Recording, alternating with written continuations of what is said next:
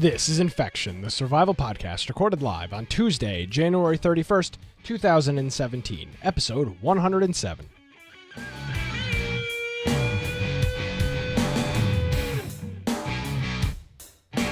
Hello, everyone, and welcome to another episode of Infection, the survival podcast. Infection is your source for the latest information on survival video games. We bring you the latest news, reviews, updates, and more each and every week. My name is Nick Craig, at Nicholas M. Craig is my Twitter. InfectionPodcast.com is the website. If you're interested in news and politics, check out Against the Norm at ATNshow.com. He's back. He's wearing a green shirt. Brian with an eye. He's rising from his chair. Hey, Brian. Yeah, I'll sit up. I'll sit up for a little bit. Brian, you're on. Thank you very much. Thank you for describing to the listening only audience exactly what I'm looking like today. So, if you want to find me at Boise Computer on Twitter, or you can go check out my blog biteoftech.com. Go to our website infectionpodcast.com and join our Steam group, our Discord group, and that way you get notifications of our show. You'll get to just see what games we're playing this week. And if you're playing a game maybe that you're saying, hey, I don't have other people to play with me, you should get onto our Discord group, because we have people that have all kinds of games and they're willing to play. Even if it's a stupid game, they'll play it for a while. Yeah, I mean, our group is synonymous with stupid game. Like, pick a really stupid game, we'll play it. We'll play for a little while. Yeah, just a little bit. It's I tell you, man, no, never fails to amaze me. We've got a great group in our Discord. If you play anything and everything, join Discord. You can check all that stuff out. And of course, all those links are people on in the My Little Pony, everything. I mean, we got it all. We're a wide variety of gamers. InfectionPodcast.com. There's a Discord widget right hand side. Click on that, and you can join the chat. I don't want to post. I've been posting like, hey, join our Discord on Twitter. But I won't post the link. I don't want to post that link on Twitter. I just feel like those aren't the kind of people I want. I mean, I'm sorry. You don't want those Twitter people? No, I just don't want the Twitter people in our Discord. That's fine. We've had no problems. All right. Let's talk about the elephant in the room, Brian. Well, it's not even an elephant. It's Conan. He's in the room. And this game, of course, we had that interview last week was great. Again, I want to thank Jens Erik and the folks over at Funcom for making that happen on a relatively short notice. Yeah, they did. But they were very good about it. Video has over 600 views on YouTube, which is a lot for just a regular episode of Infection. So cool stuff. The game is out now. Launched last night, midnight Eastern, 9 p.m. on the West Coast.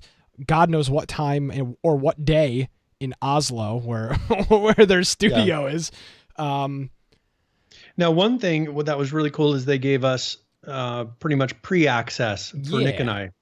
So the day before, we were able to log in and play and stream it before anyone else really had access to it. So that was a lot of fun to go in there and just be able to show people what to expect. Yeah, and so that I guess let's just jump into that first. So we actually we were fortunate enough to get access about 12 hours prior to launch. We got our keys right around noon Eastern time. Yeah, and that gave us, we probably logged, I looked at everything together, I think we logged about 7 hours pre midnight launch. And I mean, I've got some gameplay here we can talk over if you want, but I mean, let's just get into it, Brian. First impressions of this game. We've seen like some crazy CG trailers. We've seen a lot of screenshots, a lot of good images. What I guess I'll ask you, Brian, what were your initial impressions of Conan Exiles? All right, so the first thing that people are going to say immediately is there's a lot of similarities to Ark. And I think that's been the thing that's kind of been going back and forth. The first thing is there are similarities in that they're both made in Unreal Engine. And you gather berries in a similar manner, or not berries, but when you're reaching for bushes and things like that, there's some similar animations in that way. But once you get past that initial set of things, there's not a ton of similarities. Your goal is not to sit there and to tame dinosaurs. Your goal is not to, and that's the thing is I'm trying to figure out like what the end goal is. And that's part of the story and the unlocking of what everything is going to be. But, and it has a similar modular system for base building as far as, you put a foundation down, you put walls up. And I think that is where people are looking and saying, oh, that's very similar. But I think they just did bases in the way they should have been done. I think that the whole modular system, it's not like Ark can claim that for their own. But I think visually there are some similarities. Do you think that it's their job to change that to make it to where it has no visual similarities? No, I mean, I said it last night on the live show. I'm pretty sure I've said it on the show. Ark was not the first survival game made with Unreal. It was just the first super popular one. I have seen games prior to Ark built in Unreal that look exactly like Ark. You are pretty. I mean, it's a survival game. It takes place on a beach or some sandy area. There's large trees. I mean, I don't know what people are looking for. Well, and this game was being developed before they released that surprise kind of desert Ark release. Scorched Earth. I don't think that they expected Scorched Earth. And I think that people go and look in some of the deserts and this and things like that, and they are like, oh, this looks just like Scorched Earth. We got to remember these guys were developing this before Scorched Earth came out. And so you can't really compare and say, well, they took that from Scorched Earth, because when they were making these deserts and everything in Unreal, they had no clue that was out there. None of us really knew that Scorched Earth was coming before they did a surprise announce that day. Yeah. So I think that that's kind of maybe unfortunate for them, that they thought they were doing something that looked way different. And then all of a sudden, Ark or Studio Wildcard right before, within months before their releases something that looks very similar. That's just kind of bad timing. But that doesn't, you got to give them a break on that, because that wasn't their intention. Here's the thing. We played Ark for about 4.5 weeks straight, literally every waking moment. Between Thanksgiving and Christmas of 2015. I'm very familiar with Ark. I'm very familiar with how the game works. I'm very familiar with all the mechanics, the taming. I'm very familiar with all of that stuff. Once you get past the starting point of scrapping together some plant fibers to make clothes and grabbing some stones off the ground to create a pick or a hatchet or a sword, the game feels absolutely nothing like Ark. The beginning process is similar, but it's like every other survival game. At the beginning of those games, you're punching trees. I mean, 7 Days to Die. It's a very similar thing in 7 Days to Die. You're punching trees. Yeah. You're running around. You're pressing E on grass, or interacting with grass to try to get stuff. That similar process, which took probably in our original run, was maybe 10 minutes or 15 minutes until we met together in the game for the first time. Once we got past that, I at no point was like, oh wow, this is pretty much Ark. I didn't feel like, oh, that this is a ripoff. I mean, the only thing was just the animation, which they may kind of change up, if they get enough feedback. Just when you're reaching out and grabbing bushes, because your arm just goes out. But that is something that's like, I don't feel like, as I was saying, I don't feel like in moments of playing this, and I'm like, oh, that's a ripoff. That's a ripoff. No. And I think people forget what Ark is, Brian. I think people think when they think Ark, they think the beginning, right? They think, oh yeah, you've got your like 6 dinosaurs tamed, and you're sitting on your fence. They don't think like, let's see, automatic turrets, shotguns, machine guns, all of this crazy technical stuff that's in Ark. That's what Ark is. Yeah. This is going to be in that whole genre and lore and time period of Conan. Yes. Like, it's never going to go past that. Nope. And so this is something that if you're looking for, like we'll talk about a little bit later, laser rifles, this is never going to have those. No. The melee combat is already better, even in this very infant stage, is already better than it is on Ark. Oh, Ark's melee is terrible. Yeah. And this doesn't have guns. It has bows and arrows and, things like that. but I feel like this is the first stages, but I feel like it still has a decent combat system for being their first. The AI on the different whatever animals are coming at you need to be worked on, and I'm curious, like, what other things are they going to bring in? I don't know what kind of monsters were in a lot of the lore for Conan already. Yeah, and then I they've mean, got I haven't. access. Yeah, I don't know, whatever things they can bring in there versus, can they create new lore? It'll be interesting to see what they do. Yeah, with this game. So part of getting this game early is we live streamed it early. We streamed for a combined about 7.5, 8 hours yesterday, before pre-midnight, before the game came out. We weren't alone. There was plenty of other people that had it, but we also had it. And part of of having people in chat that hadn't played the game, that was the comment that kept getting me, Brian. This looks just like Ark. This feels just like Ark. I'm no like Conan fanboy. I'm no Ark fanboy. I think I see this stuff, pretty down the middle of the road. I'm not saying this because they gave us early free copies of the game. I'm saying it because it just really doesn't feel like Ark. Yeah, that's the thing, is they're only I'm not visual riding an animal. It's not like you're playing and then feeling like, oh, this is the same thing. It does feel like a different game. Most of the frustrations that we felt is just because of the server issues they were having and getting kicked out and things like that. But when I was in there playing, like I still had that, like, okay, I want to keep playing. It'll be interesting to see how they're going to keep that pull, because part of the magic of Ark is when you tame that dinosaur and it kind of makes something that was hard before easy, like a zone you couldn't go into before or something like that. Now that is also part of the downfall of Ark, is such a progression level, and giving those rewards. We went and wandered into a kind of a higher level, I assume, area. Let me see if I can find that. Yeah, actually, we were just getting ready to go into it. If you jump ahead like 1 minute, 2 minutes, so probably. this is the big city. This is the city that's in the middle of the map. And it's not really. It's like a desolate land, and I don't know. Like, we went down here and started looking around, and there were some big monsters that I was like, oh no.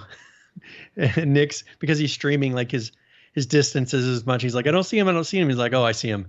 And then there's skeletons with shields, and there's Spooky places scary. that look like, there were caves that we found that we didn't get very far into. So I don't even know, and I don't think people really know what the next stage is. Like, when we started playing Ark, everybody pretty much knew what there was. And they're like, and if we wanted to, we could have gone to a website and looked it up. Yeah. Not with this game. This game, looking up the most simple things, it's like, well, I don't know what this does, or why, what's the secret to gaining XP faster? Well, nobody knows. Yeah, at least not when we were playing yesterday. Exactly. Brian, you made a great point. We got killed in a cave by these bow people. Yeah. Ark has got no aggressive NPC characters in that game. That the NPC characters in Conan are the main threat. They are the main threat. There's little tribes of people that are all around the map. That is a non-existent feature in Ark. There is no riding of any types of animals yet in this game. And even when there's not 1,000 different. And again, this isn't a bad thing about They Ark. need to be really careful. I think they need to be really careful about that until they expand the map enough to where, because I was mentioning this to Nick when we were playing this, the thing that really made the Ark map seem not so big is, at first it seems very big. The second that you get to where you can fly, in your mind, the map just gets so much smaller. And I think they'd be damaging themselves a lot by putting any kind of a flying mount into this right now, or putting anything you can ride, because people will then feel that it's small. Right now, to go across, you have to kill enough things and kind of work your way across. There's still that risk there. And I think if you kind of took that away, and if you're looking at the screen, you can see one of these giant monsters that I think we killed. I don't know. Remember if no, we didn't kill that, I don't think. And then all these guys with bows started shooting at us, killed me, and then it was over from there. So so we don't even know. And that's the thing, is there's this whole other area of taming, not really taming, but capturing and making your slaves, in a way, people, which I guess is kind of similar to like taming a dinosaur, as far as, they're now yours, but you can have them do things for you. So they can do some things with crafting. They can, they do certain things that will cleanse the thing, that the kind of debuff that we were getting in this zone. Mm-hmm. You Corruption. need you get corruption, and you have to get a person that will cleanse that. So there is a process, and there's people that you need to get that we didn't get to that point. We were like almost there. I see your death animation didn't work right. No. So that was like the big city. We were playing around pre-launch to see what we could we're about to get off, so let's go. Let's just run in there and see what happens. It was interesting. So the other question I kept seeing too, Brian, from people was, is this a good game to play alone? We must have gotten that question 5-6 times from people. And I'll answer this now, because I'm sure there are people that are on the line about Conan, and I'll give you the exact same answer I gave somebody in the chat while we were streaming last night. If you enjoyed Ark, the mechanics of Ark, not Ark like, oh, it's pretty, I like riding dinosaurs. If you enjoyed the mechanics, the grind of Ark, constantly running out of food, constantly running out of water, having to just spend half of your daytime getting the supplies that you're going to burn that night, if you like that mechanic, I think Conan's a no-brainer for you to buy. Yeah. If you didn't like that mechanic, if you don't like grinding away, and I'm not one of these people that loves grinding away at games, but if you're not into that grind, then no, you should not get Conan. Now playing it by yourself, that's player style to player style. I could never play. I just can't imagine. I couldn't imagine that's not my play style either. It's not mine, and I couldn't imagine. I mean, that's not true. I did play 7 Days to Die by myself. Wasn't as enjoyable as it was playing on a server, but under no circumstances could I see myself ever playing Ark or Conan alone. So here's one thing. I mean, if you want to look at it as if they looked at Ark and said, how can we improve on that? The thing that I think that they really took and most likely, and it's hard to say because we're not to the end game level yet. Nobody's to that level to where you're hitting the level of Ark where people just run bases by themselves. I mean, it's a group of maybe 5 guys that can manage a whole, they run a whole server. Yeah, exactly. Just because they have the biggest bases and they have the dinosaurs. I think that they've gotten around that in this. If those big godlike creatures come out and will pretty much destroy bases enough, they have the ones that kind of come out and seem to be random, but also these players can call upon, and we showed a little bit of this during the interview, they can call upon their god and use that to try to destroy some of your base. So I think they've done a really good job of making bases not so permanent. I think that the rebuilding and the maybe moving bases and your bases getting destroyed and starting over will naturally happen in this game, which will hopefully kind of give it a more comfortable and accessible end game, unlike Ark, because that's one thing that makes a lot of people play private servers on Ark. It's just because the public servers are run by a couple of people, and there's no chance of changing that with it. And maybe they've kind of done that with these server transfers. I've heard that you have a lot of pretty much, I guess, Chinese hackers for one part that I heard are coming in and just leveling top tribes because they can transfer all their characters into the servers. I think they're transferring. I think you and I had the same source of the. I think you and I, we may have talked to the same person at different. That's exactly what I heard this week. Is that, and maybe that was kind of their answer to that was like, okay, well, let's find a way to bring in people that are high levels, that can't be kind of knocked down. They're bringing in, their people, and maybe that's their way to doing it. I don't think that's a great way to do it. If this is something that's that's going to keep people from being so comfortable at top level, then I think that it's a great idea. Yes. It will be, it's remain to see, how this game is going to progress.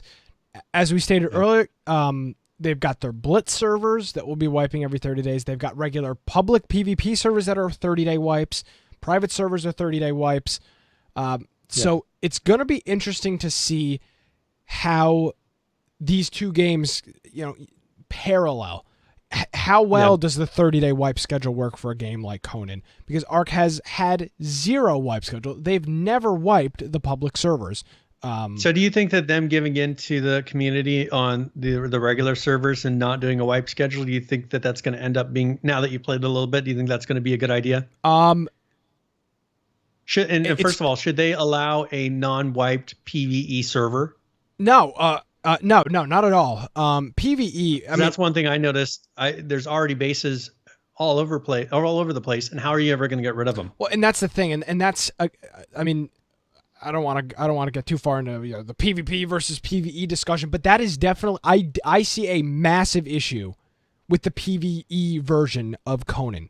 Now that's again, not wiped. Again, well, but just in general, as of now, the monsters in the main city are a threat, but outside of that, nothing else is. You can kill almost anything else, almost by yourself. 2 people, you're set up, but you're gonna kill everything else. So there is definitely an issue with the PvE version of Conan as of now, with the limited monster skills. Joe's saying that they have base decay, but still, even in day 1, like there are bases all over the place. Yeah. Day 1. I just, it just seems like PvE in general on these massive survival games doesn't tend to work out as well as PvP does. People spam. I think you look at it's not going to be like Minecraft where there's the nice organized, let's all build something together. No. They just, people are building things everywhere. Exactly. And that's what just PvE turns into. It turns into, well, hey, I don't want to get killed, so I'm going to just join, put up a base, and then never play again, which sucks. So I think they need to make the decay. That's where they really had to come up with, if your player logs in, maybe it will kind of reset some sort of decay timer. But if you don't log in within a pretty fast period of time, like definitely less than a week, your base is gone. Yeah. I don't see, otherwise it's just going to be filled. I don't see how they're junk. I don't know how they're going to deal with the PvE stuff. I can't see myself playing full time on a PvE server. Again, as of today, it's day 1. Let's make that as clear as possible. This is day 1. We don't know what's to come. Oh, that's not true. We do know what's to come, update wise, but we don't know how things are going to be implemented. If the environment becomes a real, again, we haven't seen any of those sandstorms yet. We haven't seen any of the massive, random server-wide creatures that come in and just stomp on bases. Depending on how frequent those events are, may sway my opinion one way or the other. But as of today, if you were to ask me right now, I'd say you have to be playing this PvP. If you don't want to just see a whole bunch of bases everywhere, which is kind of what I think PvE is turning. And I looked, and it was just like I felt after, because we went from PvP was having issues, and we switched to just a PvE that was just playable. Mm-hmm. And so I felt just immediately, having done the PvP and looking at, okay, there's bases here and there, but I didn't feel like it was littered with bases. Yeah. And then switching over to PvE, and it's like, man, there's just bases lining the shore. And that's the thing that sucks. And that pulled me out of it. Rust, Ark, this game, PvE just doesn't work unless you're doing an RP server, which, my lord, is the RP server. That needs to be some organized. Exactly. The PvE, the official PvE servers, I don't think are going to do very well in Conan. They're doing well now. I think people want to learn I think it's a good way to maybe learn the game, especially if you've never played an Ark, if you've never played a Rust. Maybe that's a good way to get in there, not have to worry about getting killed every 5 seconds. There might be people that are just really big fans of Conan. Yeah. That really are not video game players. I mean, you get the same thing when you look at Star Wars, and they come out with Star Wars: The Old Republic. Oh, okay. They come out with these different games, and there's people that aren't really into MMORPGs or anything like that. Yeah. But they'll turn around and they'll buy that because they like Star Wars. And then they come into the game and it's like, you guys have never played this before. They have no clue what they're doing. Yeah, exactly. I think you're going to get a few of those people coming into here that just, they like the story of Conan, or they're a big fan of the movies, or they're a fan of the books, the lore. And that maybe for them, that would be a good idea to start on a PvE, just so you can experience, learn how to move around, learn about the crafting, learn about base building, get into the whole, I guess, jive of how it works. Yeah, exactly. And again, this is anything that we are talking about right now is, we could have completely different opinions by next week. Things are so rapidly evolving. Everything's subject to change. Yes, 100%. I mean, my opinion could change in the next 5 minutes if they release some huge news about something. That's how quick everything is right now. And I don't want to prejudge them, because that's not one at thing all. that's really easy to do. It's like, oh, this doesn't work day one. Well, that's fine. It's what they do from this point on. I think that if this exact same thing happened with H1Z1, but much worse. I mean, I don't know if you remember, but we were playing H1Z1 and the servers were just totally unplayable for the first day. It's not that they were kind of working. I mean, we didn't get on for hours in H1Z1. Yeah, oh yeah. It was pretty bad. Is that all you have for first thoughts? I'm trying to think, is there anything else? One more thing. Brian, we know about immersion. We're all experts in immersion now.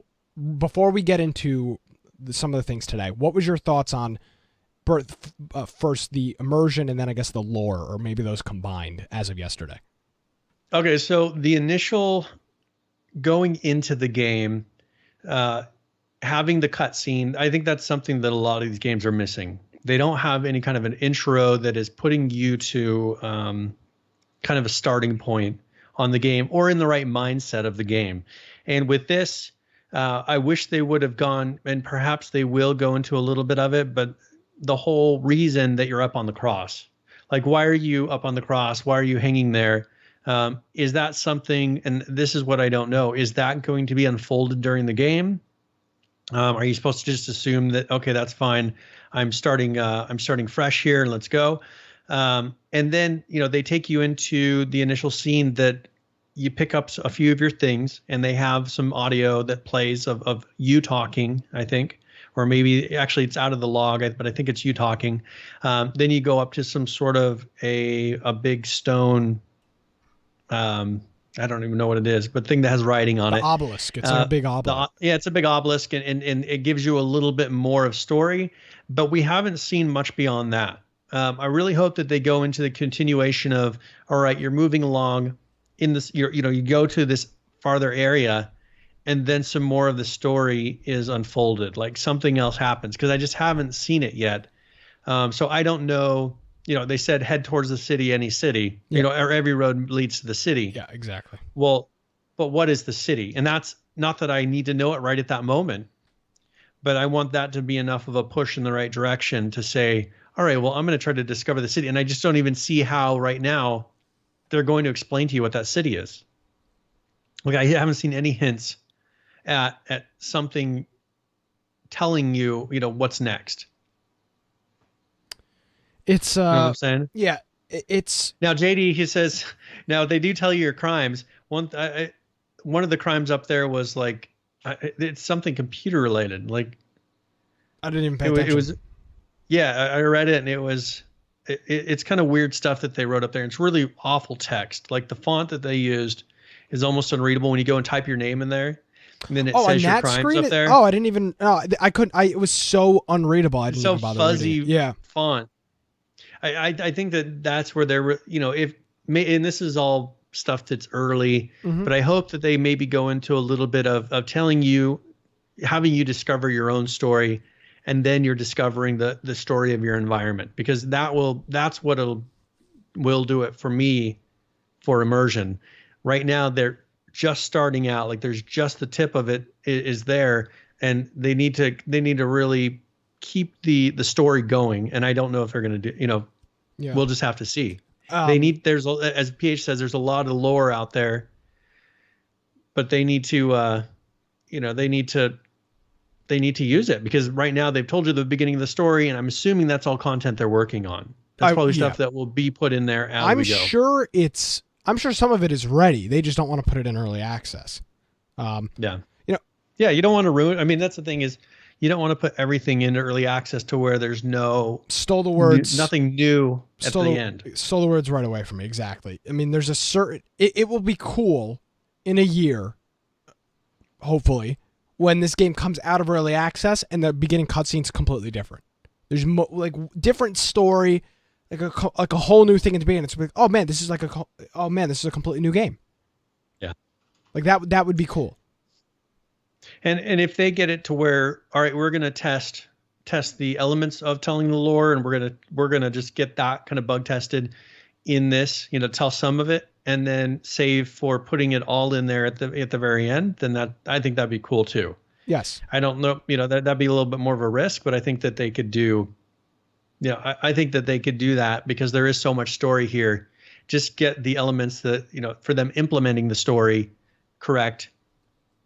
And then later put it all in there so that people actually are playing through the whole thing to figure out what's going on. Because I don't want it so piecemeal that I don't have a way to really put the story together by the end, because it's been put in all the wrong order. Yes. It's gonna be very interesting to see how they incorporate, because they have the lore, they have the story. I mean, it's they've worked on many games. It's based off something.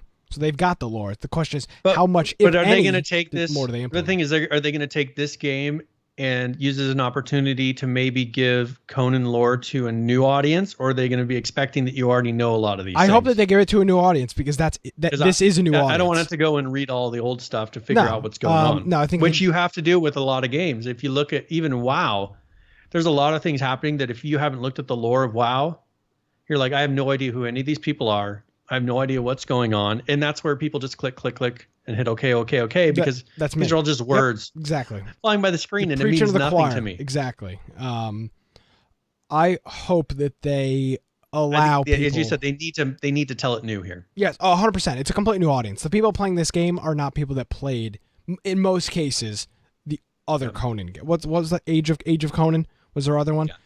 Yeah. I mean, honestly, I hadn't even heard of Age of Conan, to be perfectly honest with you. I played it when it first came out. Yeah, I hadn't even heard of it. And that's not a dig. That's just not my kind of game. It's not new either. The game's been out for a while. So different generation of PC gamers playing this game previous to, and they're different genres too. This is a full-on sandbox survival game. Yeah. So it's going to be interesting. So one thing, there was a dev update here, and I don't know if you want me to read it, but they put out pretty much just a list of some of the things that they fixed and explaining of some things that are happening. So do you want me to read through it, or do you want me to just give the bullet points? Whatever you feel more comfortable with. All right, I'll read it quickly. So early access is here, and the initial interest in the game is well beyond our expectations. Conan Exiles has soared to the top of both Steam and Twitch, and a very large number of players have begun their journey in the exiled lands. We're very excited to see thousands flock to Conan Exiles to be part of the development process together with us on the development team. And you have already helped to identify some key issues that we are now working very hard to resolve. We just released a patch that fixes most or some of the issues that have been reported so far today. And one of the things we are trying to address is the lag and the so-called rubber banding that have been revealed in some of the official servers. You will notice that the official servers that previously had a capacity of 70 now have been reduced to 40 players, and this is a temporary solution to ensure a better play experience for you while we are working on resolving the underlying issues. We expect to increase the player capacity as soon as those issues are resolved, and this patch has also introduced other fixes that should alleviate some of the lag issues. It also says the team continues to work hard on fixing problems as they come up, and in these first few days after launch, our focus will be on resolving the most pressing issues, and we will be introducing more patches over the next few days to make the experience better. So please remember to share your feedback on the forums. And this is an early access, so your feedback is critical to be able to improve the game. And they said this is just the start of the journey, and we're very excited to be sharing this journey with you. So they have that, and they go to just some patch notes that they put in here. One thing is they fixed the disconnects that were happening when joining servers in certain cases. This was happening to us. We're kind of jumping back and forth. We figured out that you could join a server and actually stay connected if you joined from the Steam server list. That was something we found externally, not from in the game. What a workaround. Yeah. The fix for Steam Connect, now you can click actual links, to Steam and join correctly inside. I think they fixed where you can join from inside the game now as well. Voice chat has been disabled during character creation because during the character creation, people were talking to each other. Kind of weird that, you just have a voice coming out. Plus it was very loud. It was you couldn't edit the settings while you were in there. Well, and it's not based on everybody was right next to you. Yes, exactly. So it was like they're standing exactly next to you talking. Loot bags will now despawn correctly, and I'm wondering if that was part of what was building up some lag of having just loot bags piling up and never going away on the server. It would cause a lot more network activity doing that. And they fixed an issue that could sometimes lead to server stalls, which we did. We also ran into that as well. So, those are all things that they worked on. Those were the big things, and I'm glad they fixed it day one. And they did it within a reasonable. It's a little bit different story when you're sitting there playing it and you're like, oh, it's been 10 minutes. Why haven't they got this problem fixed yet? So this is day one. Let's transition into that then. The community.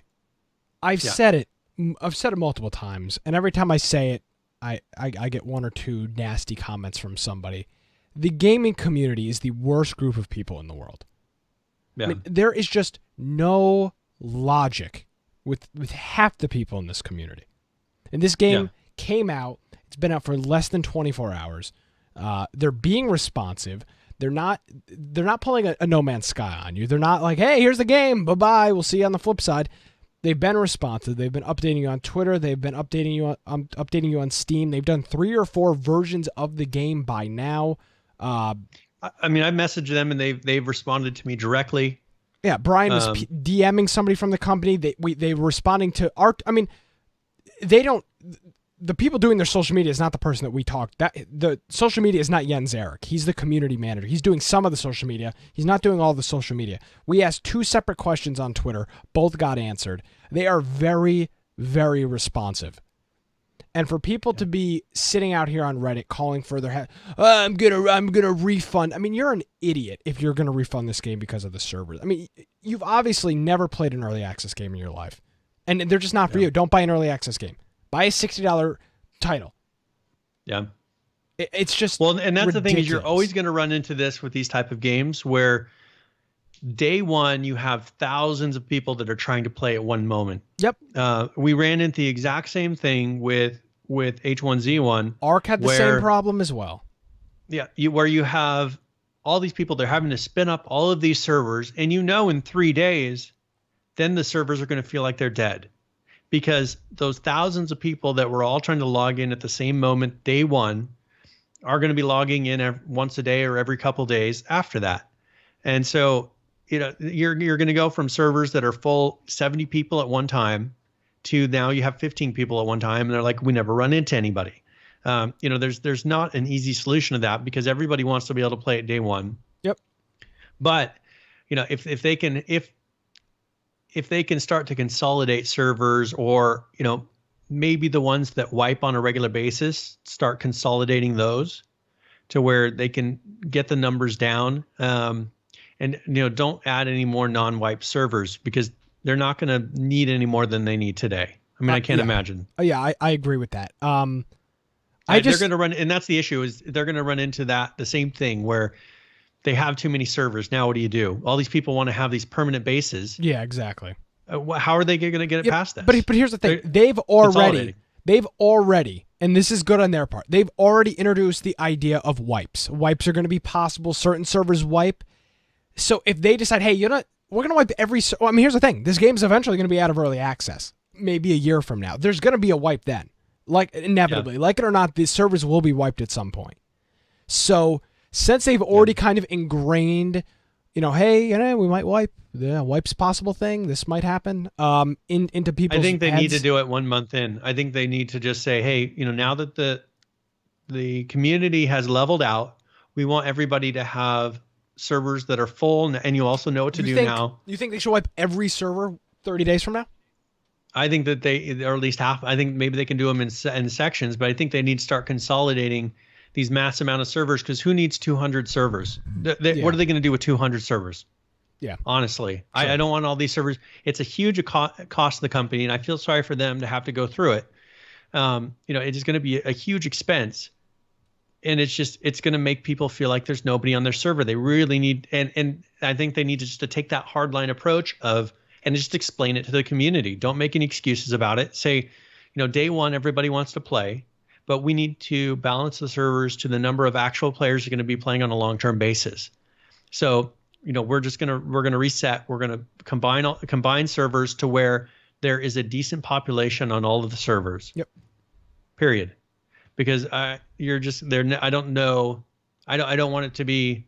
It's going to just continue to be a problem. Yeah. I mean, the question will be how many people are playing this game a month from now, and we'll be. And that's where I say 1 month, make that decision. I mean, by packs, we're getting it down to this many servers. We'll see what's going. By PAX time, as we're quickly approaching that, it's going to be interesting to see how many people are playing this game still.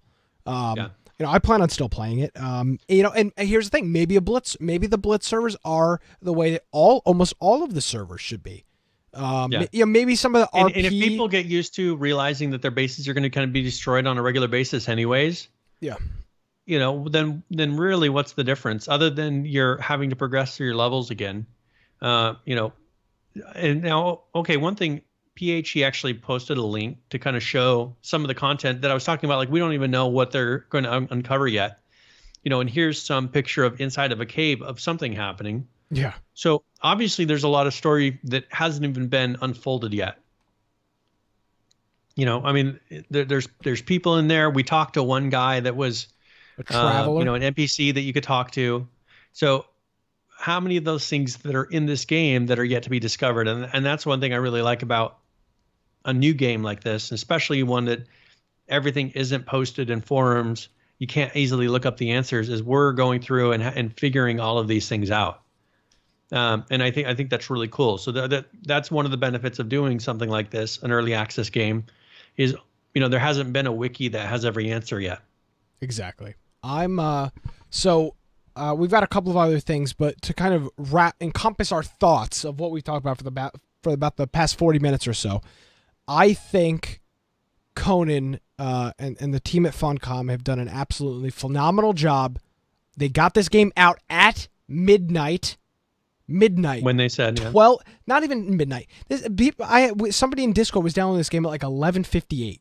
This game was live at midnight when they said it was going to be. Official servers were coming up 15 to 10 minutes prior to midnight. They had all the official servers up.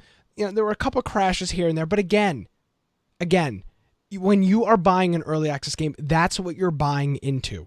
If you can't, and I said the same thing last night. If you today couldn't open up your wallet and rip $30 in half, then you should not be buying an early access game, because that is a risk that you have to be willing to take.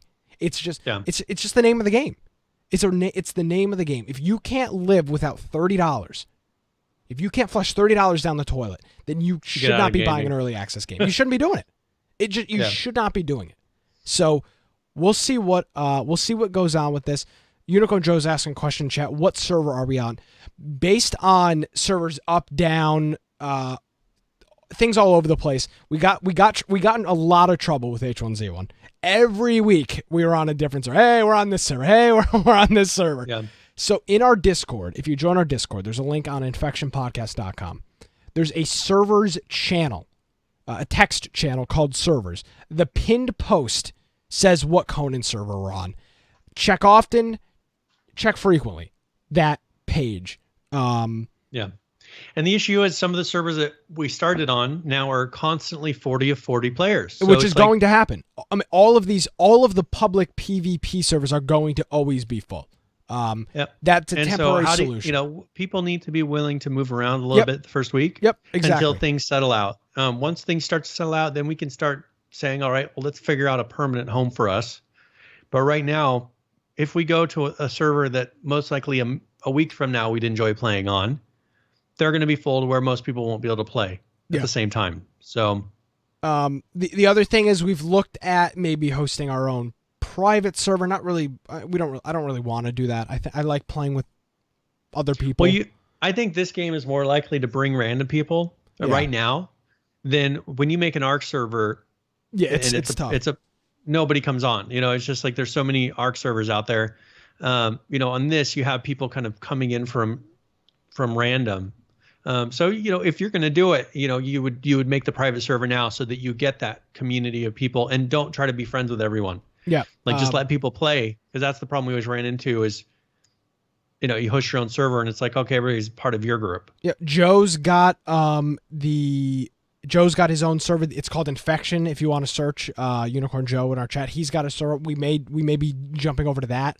By the way, this Friday night, game of the week will be Conan. Friday night, Brian, we're probably not going to be able to play on a public server. It's going to be Friday night. Every server is going to be full. So we may be playing on our Joe's. Joe's got if they may be able to by that time raise hopefully the player count even if to they 70 do, again. Even if they do, the servers are going to be pretty packed. Unicorn Joe's got a private server. MJA has got a private server as well. So again, check the Discord channel. As we jump from server to server, if you see people playing Conan, hop in the channel, ask them what server they're on. They'll tell you. The answer is we're not on a server yet. We're all over the place. People are just trying to learn the game. Some people are playing by themselves. We'll see what's going on. Hopefully by this time next week, we have a better idea of what's going to be our home. But as of right now, we do not have that. We'll figure it out as things start to settle out. Exactly. So I don't want us moving around constantly. Be like, oh, this is our now permanent home. That was let's give it a little bit of time. We got bit really hard with H1Z1. And I felt really we'll be bad. nomads for a little bit. Yeah, I felt really bad with H1Z1 because it was like, hey, this week we're doing this. Oh, nope, sorry, different server. Oh, nope, different server this week too. It was just like, oh man, every week we were hopping back and forth. So it was a little tough. Nevertheless, check out our Discord. All the information is in there. Come play with us if you have the game. We got a good group of people that have it so far, and we're looking forward to playing it with the old team, the old clan. So one thing on here that was just pointing out, that there was some controversy going where one of the Arc devs was in a stream, of somebody that was playing the game, and they said, "Oh, it's pretty much an Arc mod. It looks like an Arc mod." And some people actually were really mad about that, and I don't, I think that's kind of funny, and I think that they're joking. For them, it was more of a joke. I get it. I can agree with you. It's probably a joke, but there's a certain level of, this guy's name is, I'm not going to say the name, but it's WC is the beginning of it. It's a wild card. This isn't like, a personal Twitter account that, you have your own persona on. This is somebody representing a company. The company. So it in my opinion, it was very inappropriate. It's just not something you should be saying. If anything, you should be wishing them luck on their endeavor. They're not taking play. Arc is the second or third most played game on Steam every single day. Conan is not going to be taking a mass amount of audience away from Arc. Right away, there's initially going to be a hit, of course. People that are in the survival genres may say, "Hey, not." But all these people have already purchased the game. Yeah, exactly. Right. These people. Here's how you could look at it. How many new players are going to go and play Conan rather than going and purchasing Arc? I don't think that that is a significant number. No, not at all. I don't think people are looking at it and be like, oh, Conan looks so much more polished. It looks so much more ready. They're both very good games. But the problem is that we've mentioned Arc. It's very difficult point of entry for new players. Yep, exactly. Exactly. It's going to be very, very fascinating to follow over the next couple and weeks, to see how months. it starts to unfold. Exactly, and see how that unfolds. And I think competition like this is going to be. I think it's good for ARC because I don't think they've had any. I don't think they've had really any competition in the genre.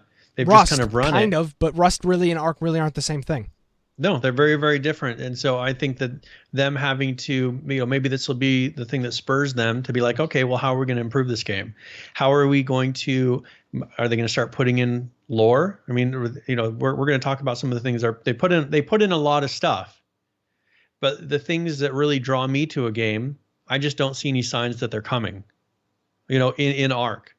But I do see them coming in this type of a game, which to me totally separates them. You can look at the similarities of the character movement looks a little similar or whatever it is, but the end games are totally different. And this something with story like this is what draws me in more than having a huge base with a ton of dinosaurs. I mean, what do you do after you get all the dinosaurs and then you have the big base? Exactly. What do you do? Exactly. It remains to be seen how Conan deals with these problems. I am very how they deal with this situation. I'm very optimistic. I've enjoyed the game. I enjoyed playing with Brian. I enjoyed just playing with Brian. I just enjoyed playing with one other person. We had a pretty good time just playing by ourselves. I don't know how much of that was because we had it early and nobody else did. No one else did. Didn't have trolls running around. Well, we had one. And we had a fan. Wasn't really a troll. Somebody that was role playing as Konana, which was a female version of Conan. Somehow, with a very deep voice, heard our interview with Jens Erik last week on the show. Very weird. So I don't know how much of it was that, but I mean, we played. Brian, I don't play games for a long amount of time. I'm very quick with games. I play them for maybe an hour, maybe 2, 3 max. Played 7 hours of Conan last night pre-launch, and I enjoyed every second of it. It was a lot of fun. So it's in the store. $29.99 is the price. You can check it out. We're going to be giving away a copy here in right about an hour. And if you were shocked at the nakedness of Rust, be prepared. Yes, make sure you put don't make sure this you game check the box. Make sure you check the box that says no nakedness. If don't you're I think so. There's like 3 options. There's 3 tiers, so there's pretty much partial something below the waist, fully covered, and then there's nothing covered at all as an option. So be aware. Of course, Brian turned that off, but right away. I was just clicking stuff. I was like, whoa! I got to the character selection screen. I was like, Nick, what is this? Be careful with what you're streaming. Yeah, I was like, make sure that this isn't selected. So, all right. So I think that's it. Do we want to go into the first giveaway? Yeah. Or do we want to wait a little bit? I mean, we're an hour in. Yeah, we're an hour in. Let's do it. All right, so let's go ahead and we'll do for 40 points. So you have to actually have been watching most of the show. It will be exclamation point giveaway. You should see it in chat. There we go. This is kind of a fun game. This is the Manos, the Hand of Fate Director's Cut Edition. I don't know if you ever played this before. It's based on an old movie. Okay. This movie is like one of those just kind of odd sci-fi movies. It is a lot of fun. It's kind of just a play on that of an old, kind of a cheesy movie. It goes through it, but it is a great little story. If you haven't seen the movie, you should go watch it. It's based on that. But this is Manos, the Hand of Fate is the name of the movie, and it's the name of the game. So we'll give that one away first. Just kind of a fun little game. Cool. And we'll roll that. We'll roll that in a couple of minutes here, and then right at the end of the show, right around the 2-hour mark, around 9:00 Eastern, we'll have the big game, Conan Exiles. We'll be giving away we'll do that a little bit better. Yep, looking forward to it. Let's get into. I was going to say a real game. Not. Let's get into some other games. And a more established game. Yes. No. Lot of news with ARC this week, Brian. And there is a video. I don't know if we want to do the video. Of course, they never have talking in their video, which I know people do. There's a lot of people that listen. You want to just talk over it then? So yeah, I figure we can talk over the video and kind of just explain what's in there, because it is just music that goes through. Or do you just want to maybe just read? It's a 2-minute video. You want to just read? I guess. So what are we going to be seeing in this video? You want to just start reading through the patch notes? They're showcasing everything that is in the new patch, all the main features. So if you want to play it, I can go through and kind of start reading what. Yeah, let's do that. All right. All right, so they've unveiled the new Tech Tier Phase 1 gear. So this is going to be, it's going to be, I don't know, the more advanced weapons, more advanced gear. They've also released what looks like a big badger. They have a swimming kind of, it's not really a crocodile, but one interesting thing it does is it stuns. So it'll spin its tail and it'll stun everybody.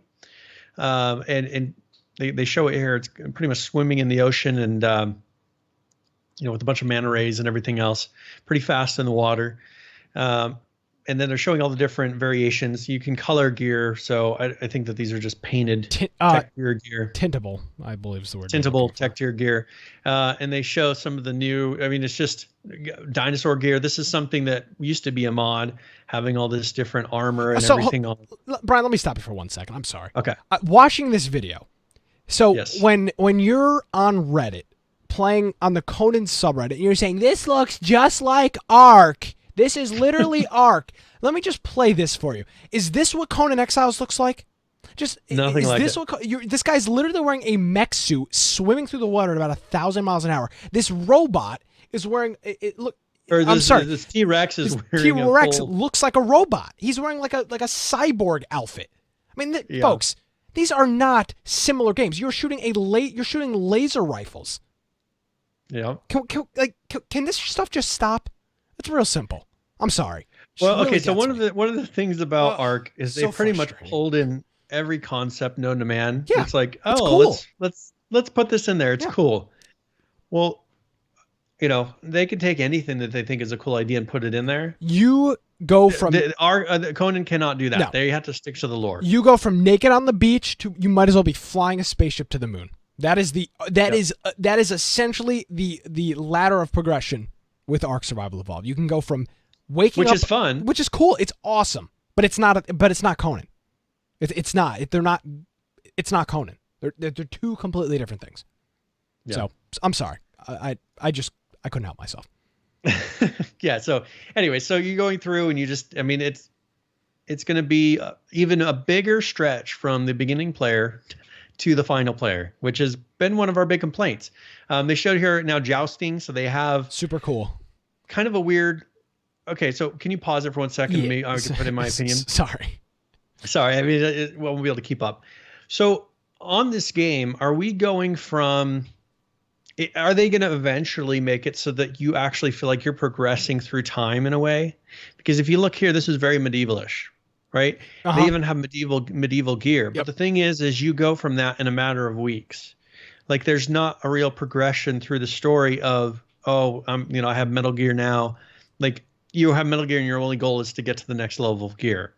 And I think that you don't really feel like your surroundings at that time match medieval times. Like you've got other people running around you, and as you see down there, and they're in their mech gear. You're up in your Metal Gear, trying to look like you're medieval.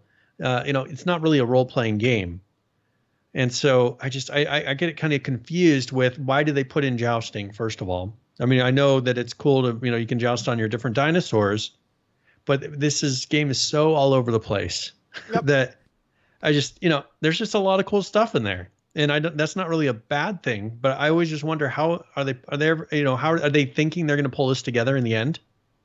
Like, or is it just going to be a big sandbox of just cool stuff? You know what, Brian? I don't care. It should be that would be so cool to play with our group, to be able to joust like that. That would be awesome. There's no story with Ark. Ark is not based off of anything, so they can totally get away with this stuff, and it's awesome. I just don't feel like they're. I don't think that they're. No. I don't get the feeling that they are trying to pull it together, and that's fine if that's what it is. But I've always wondered, is like in the end, is there some, because there's things that kind of go together. Yeah, I don't think so. But I just don't think they can ever possibly bring it together in the end. What, Brian? Do you want to skip on in the video to the next thing that happens in this video, Brian? We go from medieval jousting to sheep. Okay, so now we're going to their sheep that you're riding around, and it looks like a nice country. Yeah, you know, out in a farm and everything else, and you can shear them. And of course, there's guys with mohawks. They're showing off the new hair. So you have guys in mohawks and huge beards now. Looks like Brian. Women have, yeah, that did look like me, except he's got a green beard. Hey. And so they're bringing some of that. I'm sure they brought in the fur, mechanics into the game. They're like, well, let's put fur on things that have fur. At the same time that they're doing the sheep, they're doing hair, or they did the hair, and now they're like, okay, we can put, fur on other things now. So, and this is something there was a lot of controversy on with and so that's like Manstein's bringing up, divide it into eras. And that's kind of what I was wondering. It's like, it seems like they've got eras in here, but I just don't know how in the current way the game unfolds, how they could ever bring it together to do eras. No, I don't think they should. Unless the server progressed through eras, that would be on cool. A resetting basis. That would be actually cool if the server. What if you had to? Okay, so let's tell Ark what to do. Stop. Prediction, Brian. Go ahead. The floor is yours. All right. So I think what they really could do with Ark is if they made it so that the reset on a server was you progressing from the Stone Age up through time to where your whole server is pretty much then in medieval times. And you can't progress past that level. And so what you're doing is, all right, you have a certain period of time that you're trying to put together the whole, your base and everything is stone, and you're just getting it all up together. And then your server progresses to the next time period. And then you have the ability to unlock new things. So it's then your whole clan is coming together and building. It creates a set of progression server wide that for a period of time, they can't make pure metal bases. They can't have tech tier because the era of the server is not to that level yet. Well, that's the thing, is you could easily turn that system you just described into a 3 to 6 month wipe schedule, right? If it takes, I don't know, what if they made weeks dinosaurs? What if, and Green Man's bringing up, what if they made certain dinosaurs extinct? What if they started bringing in more modern things, and you actually progress from having dinosaurs to where your dinosaurs die, and you have a whole new set of animals? Yeah. Now they could do a lot of stuff. If they're running out of things to do, I'm sure it doesn't appear that they are. This tech tier thing is you're like everybody is Iron Man. What are they going to do next? I don't know. What could they do past tech tier? This game. They haven't done anything with magic Ark on yet. the moon? We're going to fly? Yeah, you could. They haven't done... Here's the thing. They haven't done any, magic yet. The potion kind of, stuff is still super infant if they have any. So there is things that they can do. There's some things I look at. It's I don't know where they can really go beyond this other than adding more dinosaurs. They've gone to pretty much super advanced futuristic weapons now and gear. You look at a game super popular. That's left to be debatable. Subnautica, for example, right? They haven't done a whole lot with water.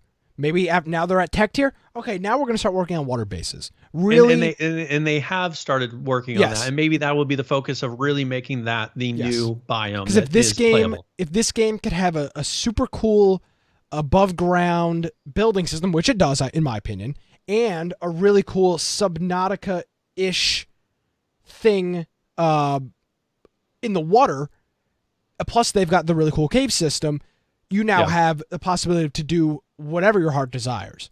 I am not in the... Here's the thing. Ark has been so consistent for as long as we've talked about them. I have no information to indicate, oh man, they're screwed here. They got a real problem on their hands. There's nothing that indicates it. Yeah. They have never been like, oh, well, I guess that's about it. There's nothing else we can do.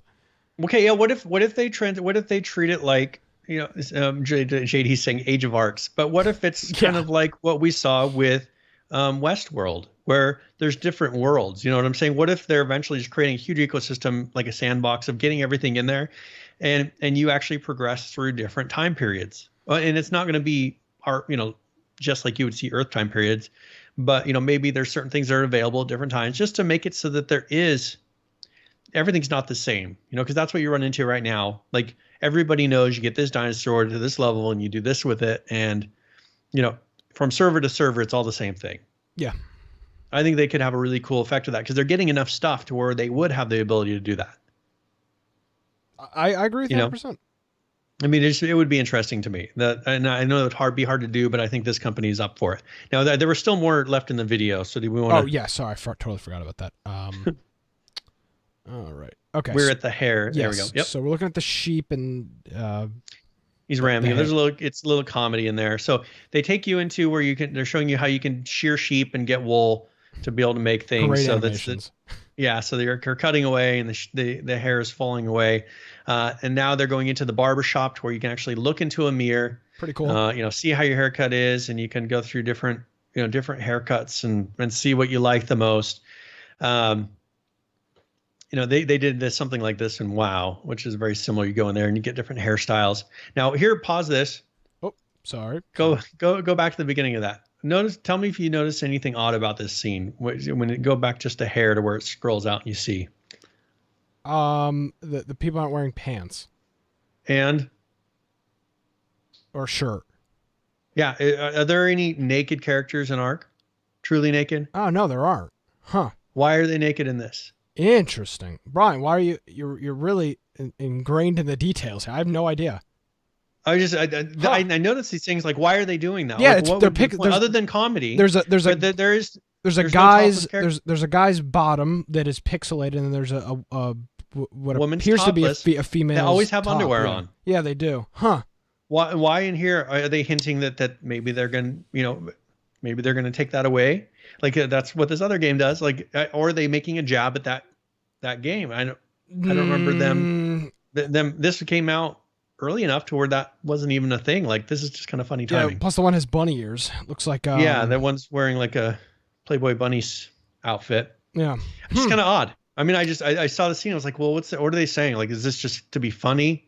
People are hanging out naked. I think so. I think that maybe. I think. Yeah. I mean, yeah. I don't think there's anything particular to it. Yeah, but just why would I just thought it was kind of strange. Anyways, notice that it seemed out of place to me, and I was like, well, what are they trying to say with this? Yep. And then of course, I have no clue. And then of course at the end, staying with the memes as Ark typically does, a Bob Ross joy of painting. Now that they can grow hair and now they look just like Bob Ross. So that's So you have the new sheep. You got the thing that's like kind of like a mix between a dolphin and whatever else that's pretty big. Whatever else. Yeah, well, I don't even know, whatever else it is. Then you have the one that can swim, but it spins and is able to knock things out with its tail. Seems pretty powerful. So, and then you have, I think, was it the bat? No, there's one that's kind of like a bobcat, mix of a bobcat and something else. So yeah, I mean, so you've got a number of new creatures in here. So it'll be interesting to see, people, if you're wanting to go in there and play. This came out January 30th, so this came out yesterday. Yeah, let's do the giveaway here. Okay, so I will go ahead and roll this. All right, Ladykin, I don't know. I always call her Ladykin, but I think it's Ladylikin. Lady. Ladykin. I have no idea. I just call her Ladykin. Yeah, as do we. There we go. Congratulations. I will send you this game. You should play it on your stream sometime. It is kind of a funny game. Yeah. There are some other Ark patches in here.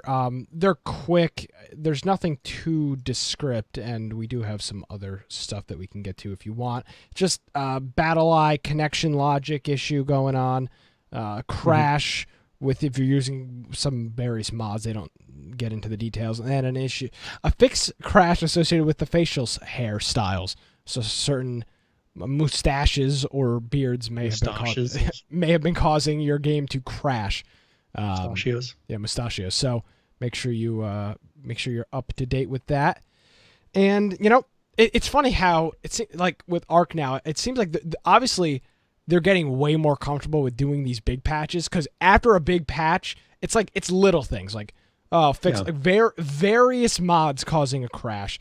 Facial hairstyles, very far and few in between. There's four updates this week. The main one, 3 sub updates. All the 3 sub updates, 1 line only.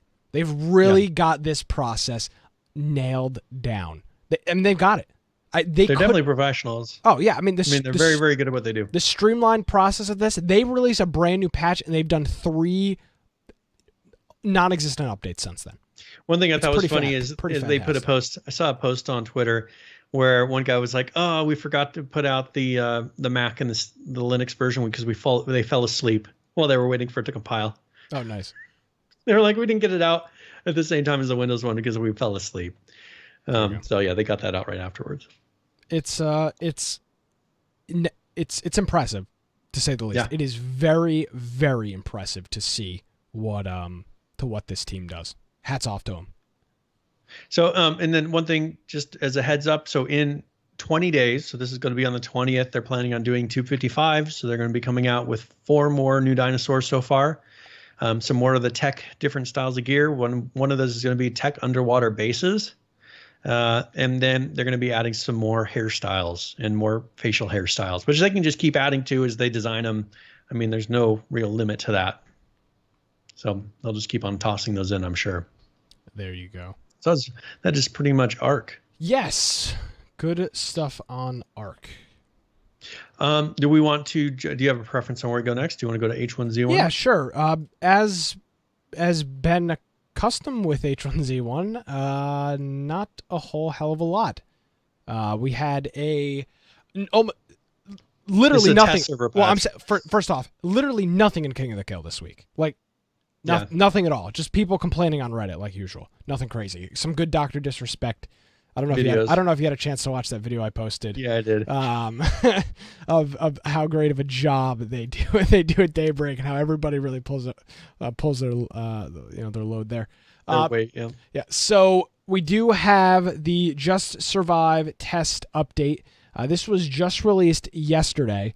And of course they got some slack for this one. The top update was fixed emotes. If emotes were broken for you on test, please come to test and verify that they are working correctly. Again, emotes stop working for people on a per account, per client, live versus test basis. And there is something I kind of want to jump into. There was an issue, I don't remember if it was this week or last week, but they, and I think you and I talked about it, Brian, they introduced something into the game. And they said it didn't show up in the test server, only in the live server.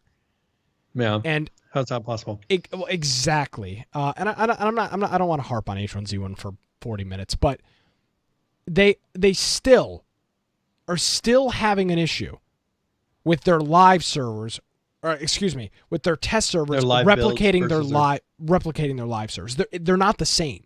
When an issue doesn't show up on test and only shows up on live, your clients are not the same, your servers are not the same, the hardware is not the same. They should have the build process go from when they do a live build, it should be coming from the current test build and just being pushed to live servers. It should be the exact same build. But it's not. It shouldn't be that you're running 2 separate builds and trying to maintain 2 separate builds. It should be, here's our test build. When we get it stable enough, we just post it to the live servers, and then we continue working on only the test builds. We never put a patch out to live. You know what I'm saying? Well, that's what their goal was. They did say a couple of weeks ago, I should say, going into 2017, their goal was to never push. But the issue is they're pushing out content to test servers at different times than when they're going to live. So they're putting out patches to the live server, and yet still having old content that's not being put into live yet. So that shows me they're 2 separate builds. They're not just running a test build that they're getting stable and then saying, all right, this is going to be our current live. Yeah. They're not doing that. This is another build that they're then saying probably, all right, we're going to take these patches and now we're going to try to implement them into our live code. It's horrible. I mean, it just doesn't make any sense to me why they would do it that way. Exactly. So again, I just don't want to harp on it, but I just saw it and I was like, oh, come on, guys. Like, come on. I really want that stuff to just be flawless. A couple of other things here on the test server. Lead pipes are now salvageable into metal bars again. There is some construction exploits. There were 4 of them in total, 3 of them that were from the previous update, 1 new one with the last update. Player structures will now show health bars. These had vanished accidentally on the previous test update due to some performance improvements they were working on. Changed the way ammo spawns to reduce clumping. This should reduce the frequency of random mega houses, which is something that is definitely a problem in Just Survive. Is, there's nothing in this house, nothing in this house, nothing in this house. You can go through 15 houses, and then all of a sudden you're stacked. Exactly. And there was always that issue. And I guess they're using clumping, which I think is an accurate way to describe what this was. It was no loot, no loot, no loot, all of the loot that should have been spread across, everything else that was there. Fixed an issue where it was possible to get your gun into a state where it appeared to be loaded, but would instead fire a blank. Which of course is not a feature of the game. Improved roof patching on experimental zombie pathing on. I was saying that wasn't making any sense. On zombie navigation found on the experimental test. Towards the end when we were playing why are zombies walking on roofs anyways? Is my question. Yeah. Yeah. I mean, how are they climbing up? Why, I understand if you're up there and they're trying to get up to you, but we would walk and see 15 zombies just hanging out on a random roof. Yeah, I'm not. I mean, sure. is that? I think it's because they tried to spawn on the XY coordinate below the house, and it said, "Hey, there's something here." They drop on there, and they just never leave. Exactly, they just pop up on the top. Ground, snow, and rain masking improvements. Now, I complained about this last week, and I got somebody sent me a private message about it. You're too tough. Doesn't look like powdered sugar on the ground. It did. So there's some masking improvements going on to that. Improved experimental zombie navigation to fix the majority of zombies stuck on roof issues. So they're not wandering on the roof, so that doesn't really make any sense, but hopefully that fixes it. Maybe they can get down now. Cooking containers updated. Cooking containers should no longer exhibit timing issues at scale. Change the cooking container functionality. Now the cooking container has a bulk limit.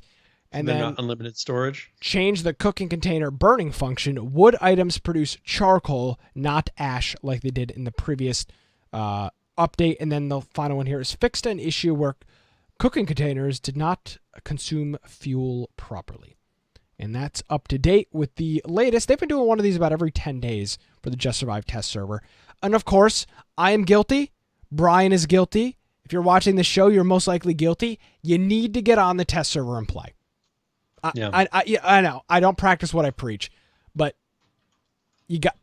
we are the problem. Brian and I will both agree. We are the problem. We don't care enough to get on the test server. And and part of my thing is part of the thing for me is I look at these list of patches and I'm like, nothing in here is enticing me to play on a test server. I have no interest in really going on there and messing with the cooking when the rest of the game is so broken. And I think that's part of the problem is there's not enough to bring people to play. Like what's so cool about going and playing on Just Survive? Nothing. And so I think that's part of the issue. Yeah. So we'll see. Maybe this week or whatever, I'll run into the test server. I just recently reinstalled it. So I'd have to I uninstalled it last week. Yeah. So man, longtime fan. We'll have to reinstall that. That's H1Z1. We do also have some Unturned news as well. A couple of updates, nothing crazy, kind of a typical update from Unturned here. Added mesh/tree/object painting brushes to the foliage tool. The past couple updates, I shouldn't say the past couple, it's been like 2 or 3 months. A lot of the improvements have been towards the modders and the people that are making things for Unturned, which I think is smart for this type of a game, which is great.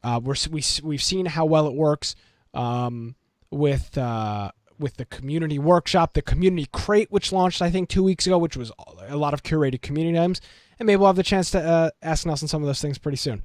So that's is that all the hint you're giving? Yeah. Added sea level water volume options to disable puddles underneath.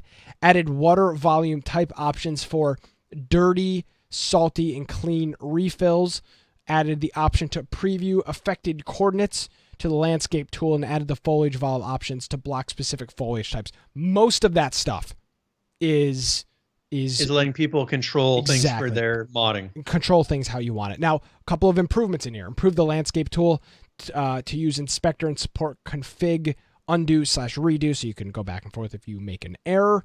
Improved to cull large water volume surfaces as multiple tiles. Again, another thing for people modding, making custom maps and things like that. Improved the multiple/single enum inspector.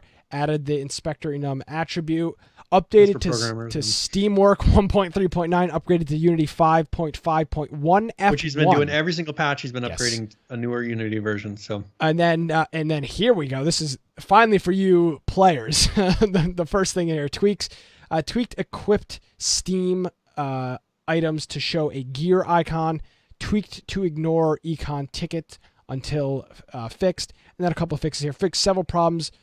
Fixed several missing example object bundles. Fixed potential problem loading game mode. That could be tough there. And then fixed level to save objects to the GUID. or by GUID, so Yep. by their Their item unique- ID. Exactly. And then the foliage brush is going into, if you have some interest in that.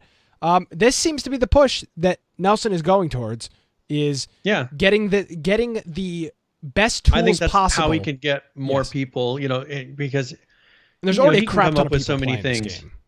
yeah, he can come up with so many things. But I think if he creates a really good sandbox that is flexible for people to do, I think that's how he's going to get the people that are playing the game and the developers really creating the content, so that all he has to do is just create something cool to work with. He Exactly. doesn't have to create everything. Yeah. So we'll see what happens with that. That seems to be the focus, and hats off to him for that stuff. I think it's really important. Yeah. Brian, this next game was our game of the week, and Yeah. I've got some opinions. Okay. Sure. Rust. So for many moons now, we have been talking about Rust. I played it a little bit. I know you played it more than I did. From what I played with it originally, was not impressed. Yeah. And my thoughts are still exactly the same. I played for less than 2 hours, and I was just absolutely fed up with the game after that. Part of it is, of course, lack of experience. I wasn't expecting to go into the game and to be MLG Pro and to be killing everybody. But when one guy by himself was coming and killing 6, 7, 8 of our people at a time, because you just couldn't hit him. There was a problem there. There was just too many. It was just the issues with the griefing. It made it very, very hard to get into. Actually, I shouldn't say it made it hard to get into. The reason I didn't get into it was because of those things. I mean, we didn't accomplish anything. Yeah. The And work, we built some bases, but that was like, done. That was done Thursday night. Yeah. Thanks to a couple people that worked Thursday night on that. But that was it. That was Rust. I didn't play for very long. I don't think you played much. I just longer don't after feel I like did. I ever get the progression to really see any more beyond that, just because you're just dying constantly. Yeah. And I get and that's the style, and that's fine. But it's not conducive to new players. And by the way, I don't think you did, but I went to the harbor. yeah, I didn't make it out. That there. was cool. I went to the lighthouse. That was cool as well. I went to that big. Oh no, I didn't go to that. I saw a picture of that. Never mind. But I did. I walked all the way to the top of the lighthouse. I tried jumping off into the water, missed and died. But I tried that. Went to the harbor. Harbor was cool. There was loot, which I was surprised. There was a lot of other people. There was like 270 people on the server we were on, so it was pretty packed. But there was loot in the harbor. The models looked cool. It was exactly what it looked like. I was pretty impressed with the harbor, and the lighthouse was neat as well. So we played some Rust, but I mean, it didn't leave a lasting impression. I think it's a trolley game that trolls like to play, and I think that it's the community of trolls, and it's really hard to get into that and be like, well, I want to play just like a serious survival game, or I want to play like a serious game, when it's just a bunch of people running around and trying to sneak into each other's bases and just grief each other. That's pretty much what it turns into. Everybody's just griefing each other. Yeah, and that's not the kind of game I enjoy playing. And exactly, and that's the thing, Brian. I'm glad that you are able to differentiate the difference. We're not saying Rust is a bad game because of it.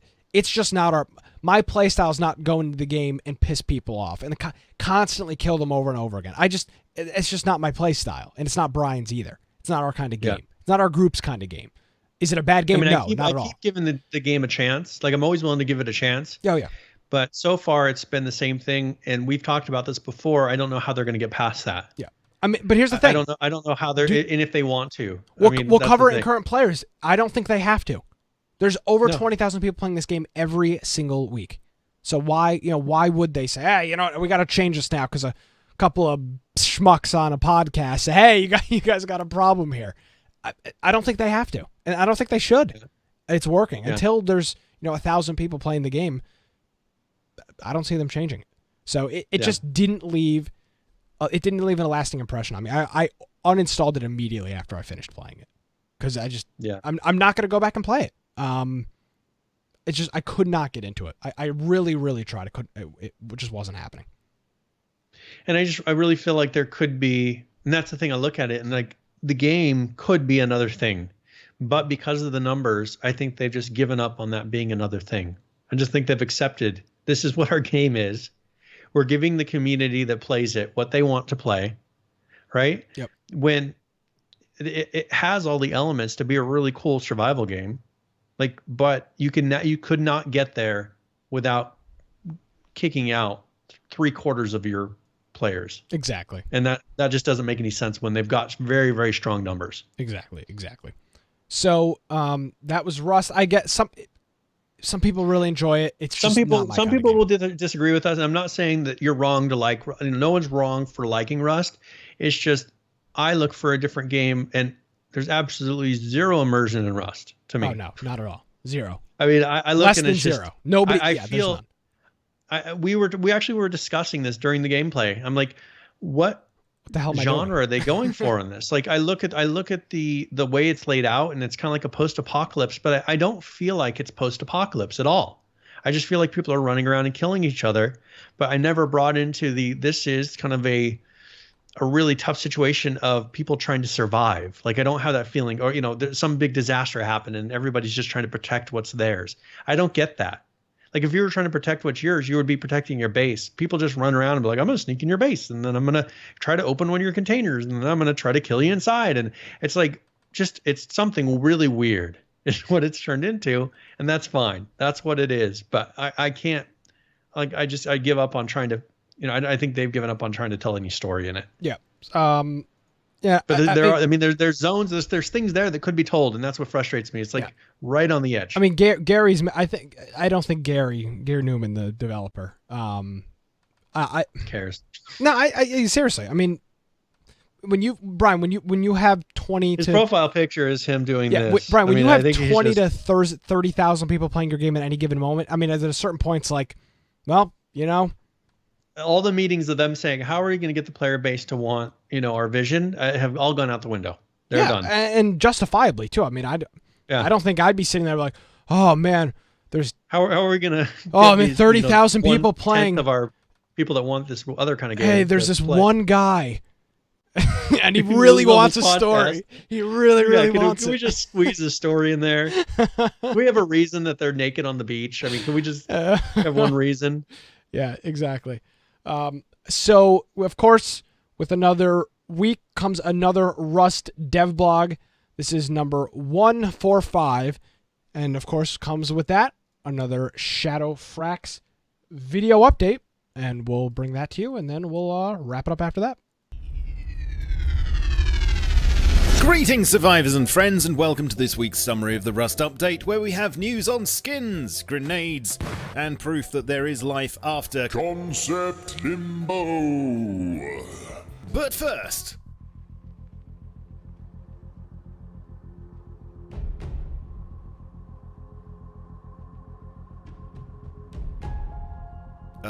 such nostalgia, very music, so Rust.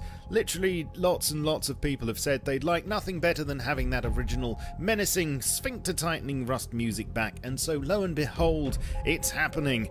This is actually a step up from the original, as instead of one rigid music file, it's currently being remade from the ground up with separate stems so that it'll be compatible with the dynamic music system that was introduced a little while ago. Huzzah! Crafting times for a number of items were reduced rather significantly in this update, you'll be pleased to know. Arrows now craft in 5 seconds instead of 20, and most of the guns now only take 1 minute instead of 3. In addition, snap traps craft in 30 seconds, and auto turrets are down to a minute. Cost-wise, a variety of prices have been slashed this week too. For instance, landmines no longer cost gears to make, metal barricades require one less blade, bone knives need less bone and no cloth now, and ironically, the double-barreled shotty only takes one pipe to craft. Another cost reduction happened to the F1 grenade, which is now both cheaper and no longer requires a spring, and although it now hardly damages structures as of this update, the throw animation's been made a lot snappier, the upshot being to make it more viable for anti-personnel purposes, so why not give it a go and see what you think. Hollow sights were improved in this update, as it was noticed how hard it was to see the reticle during the day. A few tweaks later, and it should now be visible at any time. Farming 1.8 is here, yay! But what does that mean? Well, this improvement to the system now rewards your green-fingeredness by offering higher yields in return for looking after your plants properly. This will be calculated based on how much water each plant has absorbed during its life cycle, and you'll know when you're not doing your job properly, as distressed plants will start to lose their colour. An unwatered hemp will now only give you 10 cloth, whereas a happy plant will yield up to 40, and the same goes for corn, which can produce between 2 and 6 ears, and pumpkins, which will give between 1 and 3. It's not easy being an oil barrel, you know. You get left behind because not everyone's in the market for your crude contents.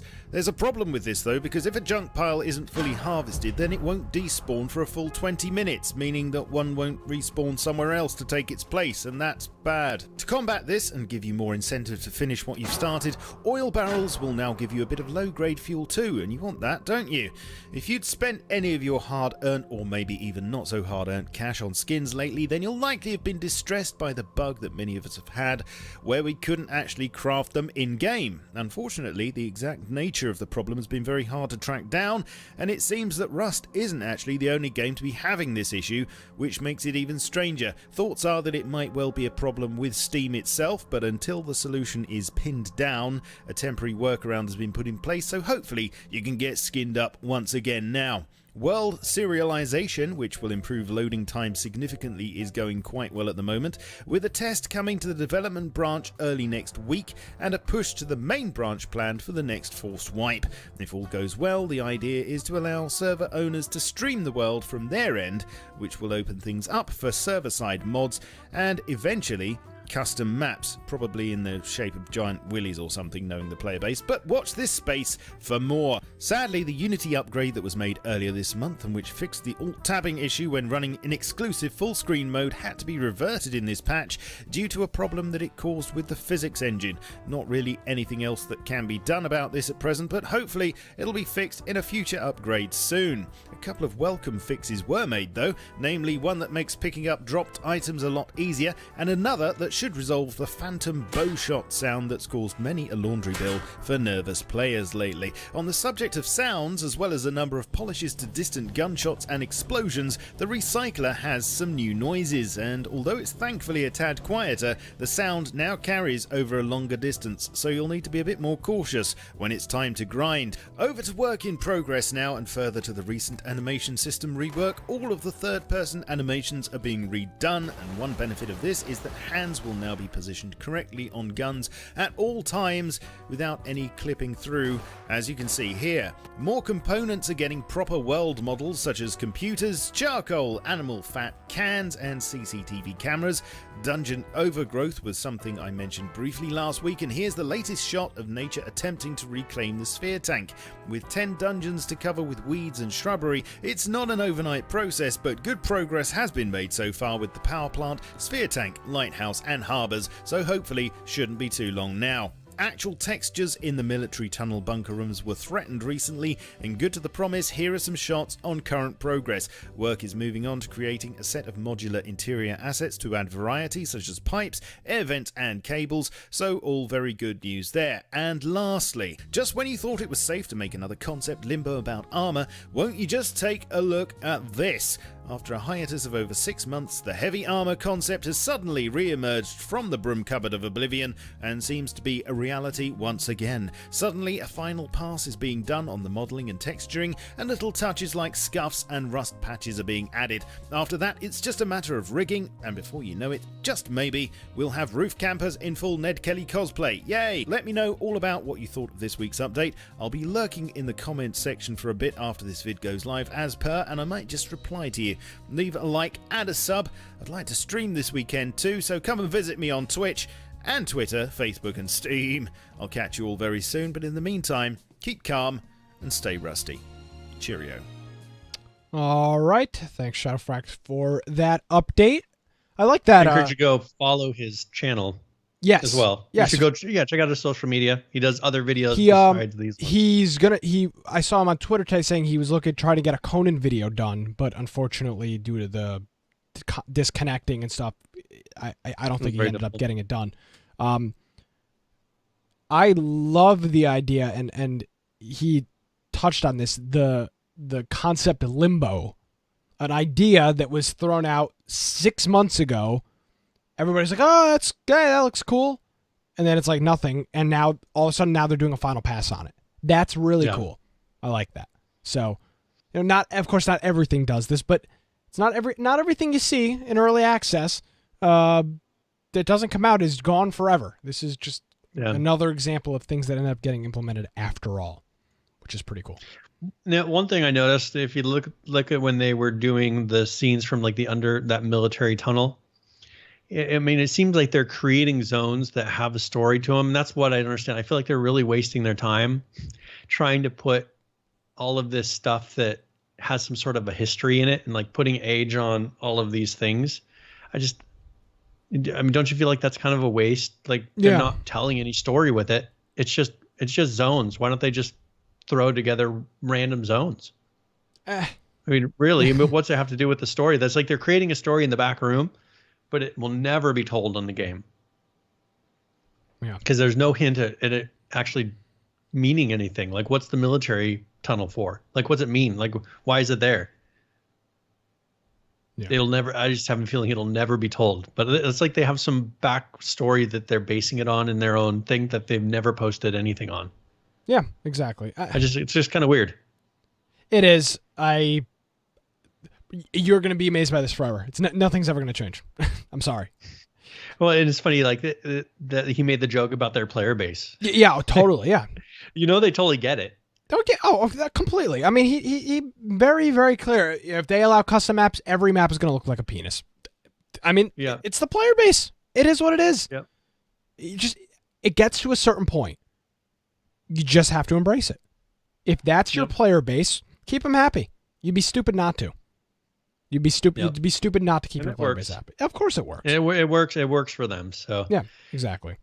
And that's the thing. I pretty much from what we've said, I've given up on understanding or trying to say it should be any different. It shouldn't be. And the good thing is, Brian, is I should say the good part. You were never led down a false path of hope. They're never like, hey, there's going to be a great story. You're going to love the story. There really has never been any talk of a story. Like very little things here, which is good. I just look into it and I'm like, oh, they've made zero promises. No, exactly. It works. And they've delivered on every single one of those promises. If you don't make them, you can't not deliver on them. Yep. It's a pretty good deal. All right. What else do we have here? Let's do Hurt World. Yeah. All right. So for Hurt World, they've implemented a modular AR system. So you can put like a silencer and different things onto the AR, so it's not all just one solid thing. You can have different scopes or sights and things like that for the AR. So that's going to be a new thing that they're putting into there. They're talking about some of the different sights that they're putting on. Beards is something, and hair is something they've been working on. So they're showing some concepts of that, some of the different beard styles and hairstyles that they'll be adding. It's just kind of a random update. Some things that they've been working on in the background for a while that they're probably going to be released in the next couple of patches that they're doing. This game has a kind of a weird art style to it. So you kind of see some stuff they're working on. Looks fairly realistic, but once they put it past their game system, like it kind of gives it kind of a cartoon and very bright feel, oversaturated. Once they run it through the VCR, a couple times, clears it all out. And this is kind of one of those ones that don't take themselves too seriously, because if you look at the beard styles, they're all kind of silly beards. Oh yeah, they're having a good time. Yeah, I mean, they're just making kind of a fun, silly game with no real, the same time. So very similar to Rust. No real, we know what's going on. They're just making a game. Yep. I think this one's more likely if the player base doesn't become like Rust. I don't know a whole lot about this. I don't know a whole lot about this player base. And we played and they seem much nicer than Rust. Yeah. People actually would talk to us. I mean, there were people PvPing, but of course it wasn't like Rust. Yeah, and again, these games are PvP, so it's like we're not criticizing the PvP aspect, but again, to each their own. It's the player style. Yeah, and like Jason is saying, this game has a foundation for a really good game, but they haven't added. They have cities, but they need to add like cities and suburbs and create the rest of the game, because I feel like they've started, but they're missing like population zones and some of the big points of interest that you would expect in a game like this. I understand they're working on a lot of the mechanics, which is fine, and that is going to come last. But I think that, if this game is going to take off more, because it hasn't really taken off, I don't think, in a big way like they were expecting. I think they're going to have to start adding those points of interest and real cities into the game. So now, one thing I just wanted to show, Friday the 13th is a game that a lot of people are looking forward to. I've purchased it. Did you purchase it, or did you just do the trial? Oh, no, somebody gave me a key. Okay, so you have it. So you have a full copy as well. No. I just got the the trial. I mean, somebody gave me a beta key, alpha key, whatever. One of those beta ones. Yeah, which I think will be good for the next test. For the next test until final release. So I actually purchased the full copy. So I do have some keys once they come to another test. If we want to bring on some more people, we still have a bunch of different games. I still have keys for that. Okay, cool. Yeah, and most of the people. This is just some screenshots, of the Jason character that the new one that they are putting in. Big stuff the latest PAX. test. They released some stuff new at PAX South this week. That's what this some of this stuff is. Yeah, so it just kind of shows you two new Jasons. Now, this is not what I thought you were pinning. Did you see what else happened with Friday the 13th today? No, do you want to show that? Well, there's nothing to show. Somebody, it appears that somebody got access to their DNS records and was pointing their site to malware. Nice. Earlier today. I didn't see that. No, and Brian is a tech guy. I'm a tech guy. So when they say somebody hacked our website, somebody just redirected their DNS. Like it's well, not really unless they got it. Did they actually change files in there? No, I think they just pointed to a whole new place is what I think. It's someone hacked our site to redirect to what is potentially malware. Well, it might have been there was just a redirector in the site itself pointing, then forwarding it somewhere else. It's just the spooky word hack. Like, oh, my password is password and somebody hacked my Facebook. Like, not really. That's not how that works. So they haven't said anything about it. So do not go to the Friday the 13th website because they're at the moment. I'm sure they'll fix that because you may get to an old. It's been 5.5 hours since they've tweeted. Yeah, so it may DNS. One thing interesting about DNS is it takes up to 24 hours usually, or depending on your ISP or who you're using for your DNS. So some people it may change instantly. Other people it could be 24 hours before your internet provider decides that they're going to update their DNS. And so you still may be pointing to the malware. So just be careful when you're doing that. Exactly. And I mean, it's not like there's anything crazy new going on there right now anyway. So follow them on Twitter. Yeah, so that's a pretty cool. And they're doing definitely high quality renders. It looks really good. This is the new Panacock Lake. There's a couple lodges here, one big lodge and then something in the distance. These renders are super high quality. I love it. I can't wait for this game to come. This game's coming out right around PAX time, right around March. Cool. Actually, they may not even be doing it. They may be, and I'm assuming if it's coming out right about then, they'll be at PAX East. So maybe we can meet them. I mean, we're kind of a big deal, so shouldn't be a problem. Would you guys like to schedule some time with us? Yeah, I've got a great deal for you. So don't go to the website, but follow them on Twitter. It's Friday 13th Game on Twitter. That's their Twitter. So check them out.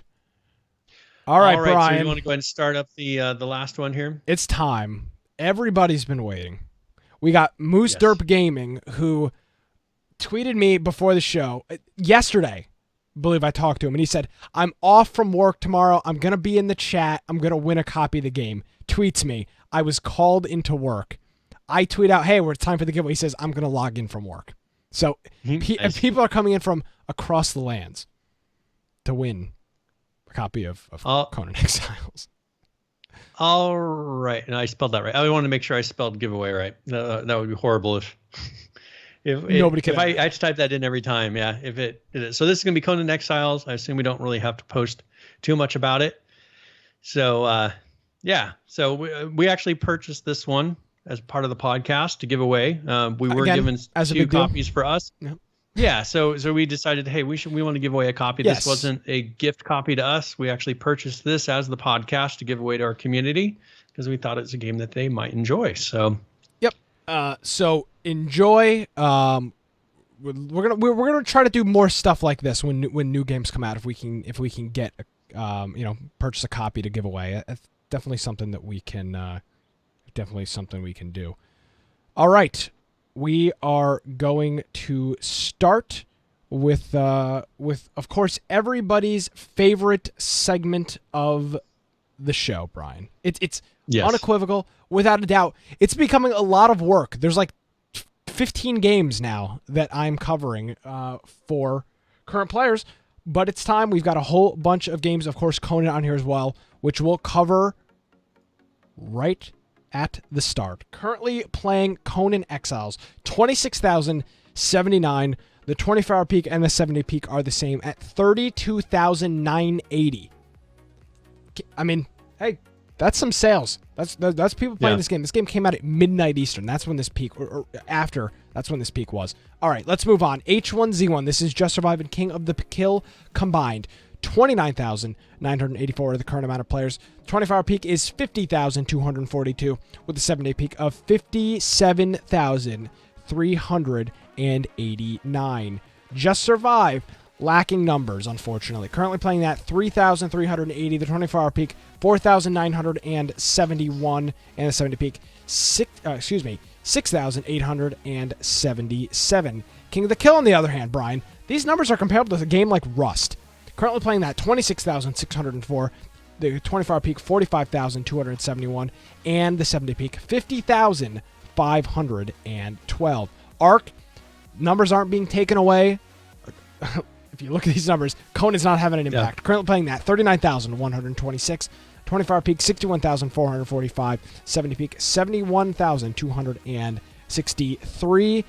Miscreated, currently playing that 1,541, the 24-hour peak 2,411, and the 7-day peak 3,210, and then Unturned. Currently playing that. Again, a free game, 16,518. The 24-hour peak, 27,355, and the 7-day, 34,572. That's current players. We are up Very to good. date. I just want to, we've got a couple minutes here.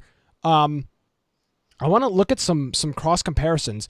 I didn't do the Rust's numbers during that, but I have them. This is what Rust currently has. There's currently 22,000 people playing Rust. Yeah. You look at a game like King of the Kill. The 24-hour peak for this is 37,000. The 7-day peak is 56,000. You look at H1Z1 King of the Kill, Brian. These numbers aren't that far off. The 24-hour peak on King of the Kill is almost 10,000 higher than it is on Rust. And the 7-day peak is a little bit lower. King of the Kill's, it's right up there. I think often we think, when I think of H1Z1, I think of the Just Survive numbers.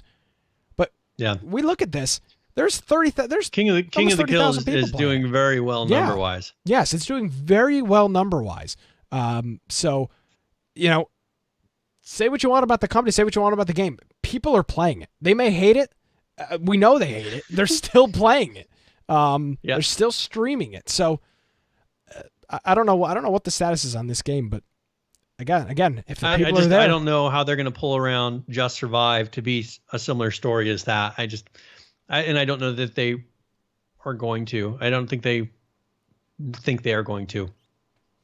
I think they like where, and they've realized that the money is in King of the Kill. Oh, for sure, without a doubt. Just Survive is not going to bring in the money that King of the Kill is bringing in. But again, we actually, Brian, I could say we had a part. We had the petition. on change.org to make it. Do you remember when we did that to make H1Z1 not free to play? Like, oh yeah, we won. yeah, we got what we wanted. In the end, we won. So again, once this comes out, once this comes out, yeah, we'll see. But this will be a $20 to $40 title, Just Survive. So they're not going to need the constant revenue source. At least they shouldn't need the constant revenue source. We'll see. Not much is going on with it right now, though. So yeah, and we'll find it. I mean, that's the thing is, do they want to wait, as you said, waste money on Just Survive when it's never going to return the profit? King of the Kill obviously is. They're bringing in lots of money, so that's where they're going to put their focus, and that's what they have. I mean, we've looked at it. It seems like they have 5 people working on Just Survive. Yep. I mean, just looking at the numbers, it seems like there's 5 people working on it. Bloodcore's got the analogy. King of the Kill is like tobacco. Users hate it but can't stop. Yep. That's how it is. There's some truth to that. There really is. You look at these Twitch streamers, they hate the game. They publicly hate the game. They ridicule the company. But people like to watch them playing it as well. That's the issue. Because they love watching people get stuck above cars. And again, I'm not bashing the game. They love seeing rage. There's a certain level of that being entertaining. Without a doubt. If everything worked perfectly all the time, people wouldn't enjoy it nearly as much. The reason I go and watch Dr. Disrespect is so that when he shoots somebody in the face with a shotgun 6 times and then they one-tap him with like a pistol and he practically flips his desk, that's what I go to watch. If that game was bug-free like CSGO is 99.8% of the time, I mean, what would be fun to watch? Yeah. All right. So I hear there's some noise happening. It was 2 little notifications from a service. Jeez. Getting called out. I didn't hear it because it didn't. I don't think you have it feeding in. I do have it feeding up on you. It's a little. I didn't even notice. PH is super picky. Oh, whatever. All right. I forgive you. Sorry, I closed out of my chat client. My bad. I Discord open, beeping and bopping all over the place. You don't forgive me, Brian. You're making a fool of me. Live on the air. I'm just pointing out all of your faults. Yeah, service. Yeah. All right. So do we want to go into tip of the week? Do whatever the hell you want, Brian. Whatever I can do. As far as time-wise, I think we're right at the end. Whatever I can do to please you, Brian. Thank you. So tip of the week is where we go through and we'll talk either about a specific game or maybe a gaming tip in general. This week, going with the trend, I'm going to talk about Conan Exiles. So this is tip of the week.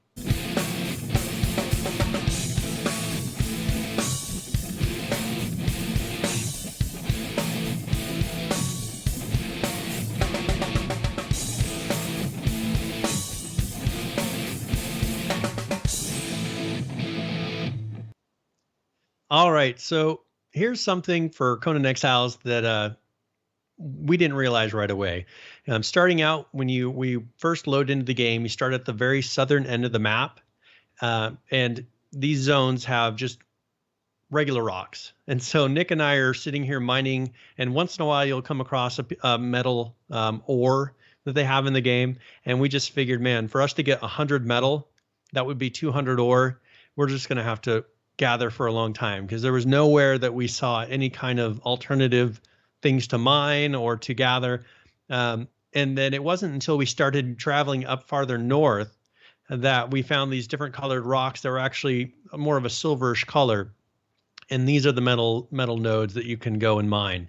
So if you do, you can smelt the ore that you get from those from 2 ore down to 1 bar. And there's also some other type of nodes that you can mine. There's a coal one, and then there's ones I think for making bricks. There's a couple of different kinds that you can find. One was in specifically a cave. I didn't see it anywhere else, but they may have it spread throughout the map a little bit differently. But even if you gather it at that low level, you can't actually smelt ore, I think, until about level 10 when you can make the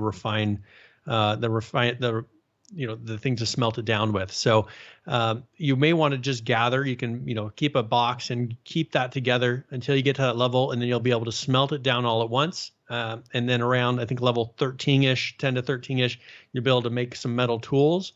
If you're going to want to do that, you may want to save up some of your points, because if you're just spending everything early on in the game, you probably won't have the points to be able to get the different level of crafting that you need, plus the different things to make, to make the thing for smelting and the different benches you need. So be very careful with your points. If you're planning on making metal tools very early, at the earliest level, probably around 13. So keep that in mind. But if you go farther north, you will find different things that you can easily get metal from. You'll gather it up fairly quickly. But as I said, it isn't around the 10 to 13 level range that you can actually use it. So that is my tip of the week for Conan Exiles. And if you haven't played it, I encourage you to try it out. We've had a lot of fun playing it. And I'm excited to see that next level of where it goes. Because, Yes. It's just so up in the air. You just don't know what's next. Oh, no, absolutely no idea. Yeah. Absolutely. And so no I idea. don't even know. It's like, I look forward to seeing this. I don't even know what to look forward to see. I'm patiently awaiting. This is the most exciting. This is the most exciting part of these type of games. I think for you too. Oh, yeah. Because once you've seen everything and everything is laid out for you, you don't like playing a game anymore. No, not really. So I encourage you to play this week exactly. while that's still the case, Yes, before everyone definitely. else does everything and says, oh, well, to get this, you just go over here and do this. Like we had to go and discover. Brian, there's you and I were more. the pioneers. We were pioneering this game 12 hours before it was out. Everyone else. Yeah. So we're the Yeah. true pioneers of the podcast. I like going into a cave and not knowing what's on the other side. What's at the end of it. Yeah, and at the end of it was something that killed both of us. It was a hard enemy. Well, no, that was probably just a quarter of the way in. Like, well, yeah, I should say not the end. That was right at the beginning. Actually, we almost died going into the we didn't cave. get very far. We almost died going into the cave, and then we went into the cave and then died. So it was very unfortunate. Mission successful. Yes, exactly. That's exactly what we were going for. We explored. It was cool. A lot of fun. Yeah. Here's the thing. We're about to give away our copy of Conan here. I highly, and I think I'll speak for Brian here too, I highly recommend Conan Exiles as of right now. You can say the servers are crap, whatever. We didn't recommend it. We wouldn't have bought a copy personally to give away. And that was exactly. We only bought this copy after playing last night. I said, Brian, if we really enjoy this game, we need to buy a copy to give away. And that's what we did. Yep. So, yep. Without further ado. Very good. All right. So here is, let me get to the proper window. All right. Hopefully all this works correctly. All right. Centrix 33. Congratulations. Congrats. And I will, so for the people that won, in your other, I haven't sent out the messages yet to do this, but you will have in your other box, there will be a message inside of Twitch. And so in there will be a link or a code for you to be able to redeem that on Steam. So check into other, and it will be there in the next, 5 to 10 minutes is when I'll send it. If you, Citrix, if you're looking for a group to play with as well, or if anybody listening to the show is looking for a group of people to play Conan with, join our Discord. There's people, I'm sure that the second I unclick the stream button, the Discord voice channel will fill up with people playing Conan. So get it installed, check it out, and if you have the game, join our Discord. We're always looking for new people to play. Yeah. And if there's some people that are probably here from when we did the interview.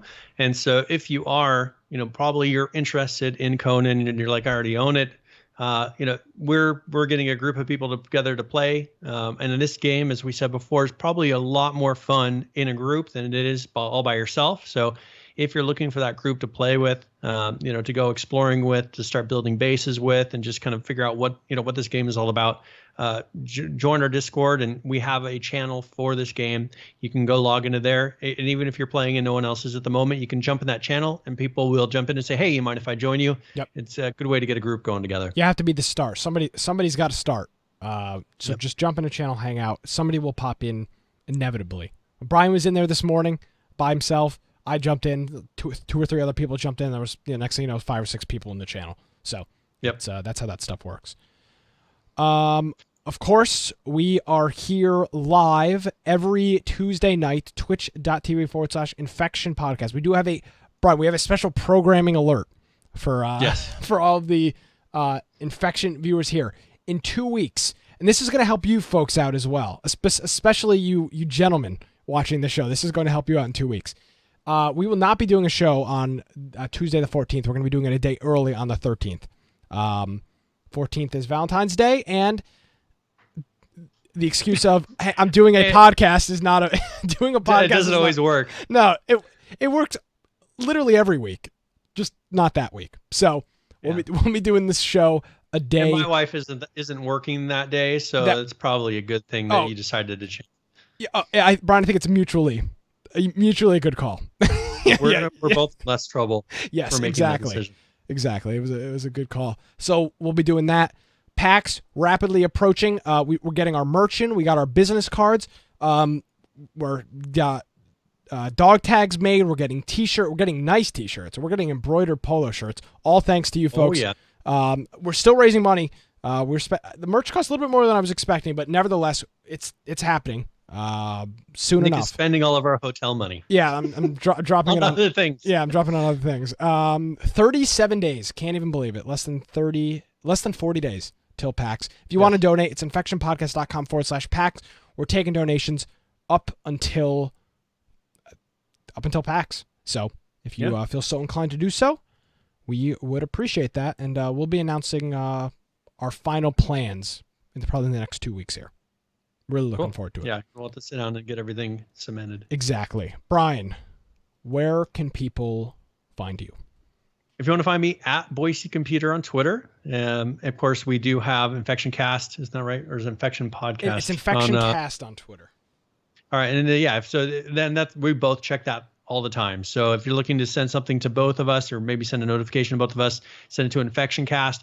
Biteoftech.com is my blog. If you're into Linuxy nerdy stuff, having to do with whatever scripting and all kinds of stuff. The exciting stuff. Yeah, the stuff that I know you're really excited about. Also, make sure you go to our website, infectionpodcast.com. On the right-hand side, we have links to our Steam group. So if you're looking for notifications, maybe you don't remember every Tuesday at 7 o'clock, or maybe on Monday, you won't remember. If you go follow our Steam group, you will get a notification when the show starts about 5, 10, 15 minutes beforehand saying, hey, the show's going to restart. So you can come catch us live at those days. Also, we have our Discord group. So if you're looking to hook up with 30 plus players at any one moment, you just go join up to that. People are ready to play games throughout the day. We have people from all different types of time zones playing a lot of different types of games. So if you're looking for a really good, fun gaming community, that's a really good place to start. And that's it. That's it. If you don't follow our YouTube channel, if you don't subscribe to our podcast, I encourage you to go do those things. Yes, definitely do all of that stuff. Thank you very much, Brian. We'll see you Friday night for Conan Exiles, and then we'll see you Tuesday for another episode of Infection. Thanks everybody for tuning in. I know we've had a couple of crazy last 2 weeks were crazy with interviews, and we are going to be announcing. We do have some interviews lined up. Everybody's saying do more interviews. We're going to probably do one every 3 to 4 weeks, probably every month, so that we can still cover our regular news, not have all of our interviews in January, February, March, April, and then the rest of the year have nothing. So we're going to space them out, but we do have some pretty large companies and games coming on the show in the coming weeks. I may have hinted at one during the show. Very subtly, so be prepared for that. As I said, we're live here every Tuesday, twitch.tv/Infection Podcast. If you're interested in news and politics, specifically U.S. news and politics, check out Against the Norm. It's my weekly show, atnshow.com. Ladies and gentlemen, that is going to do it for another episode of Infection. Thank you for tuning in. We'll see you next week at 7 p.m. Have a great week, everyone.